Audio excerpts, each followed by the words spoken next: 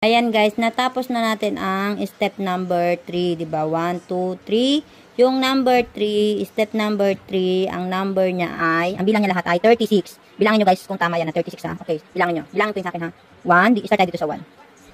1, 2, 3, 4, 5, 6, 7, 8, 9, 10, 11, 12, 13, 14, 15, 16, 17, 18, 19, 20, 21, 22, 23, 24, 25, 26, 27, 28, 29, 30. 31, 32, 33, 34, 35, 36. So, diba? Sakto guys na 36. Ngayon, yung step number 4 naman, magiging 48 na siya. O, diba? Lagi siya mag-aangat ng 12. Okay, ganito yung step niya guys. Okay, sundan niya ako. Okay, ulit. 1, pag sa una palagi is 3. Okay? 1, 2, 3. Tapos, sa susunod na. Ayan, dito. Diba dyan na siya nag-lock kanina.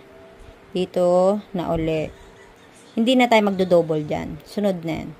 Ang magiging bilang na natin is 1, 1, 2. Okay? Sundan niya ako. 1.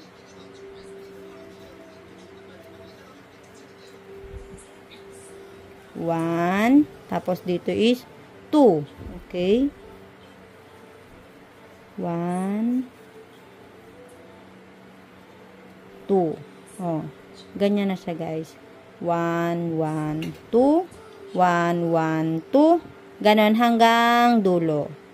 Okay, sundan nyo na lang ako.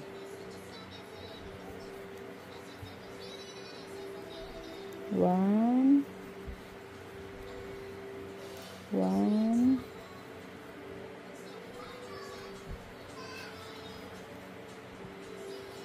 2, 1, 1,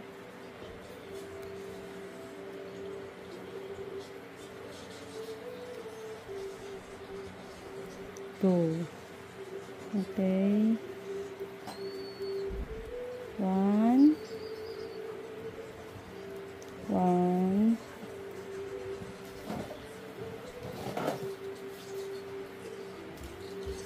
2. 1, 1. Magiging 48 na yan siya guys. 2. Ulit. 1, 1.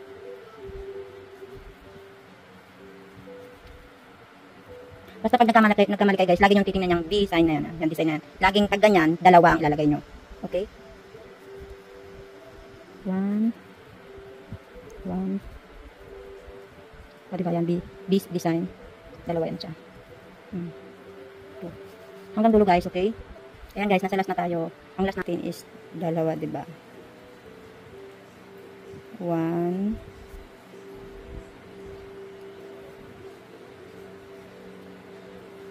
2. Tapos ilalak na natin ulit. Okay, tapos na natin ang step number 4. 1, 2, 3, 4. Okay.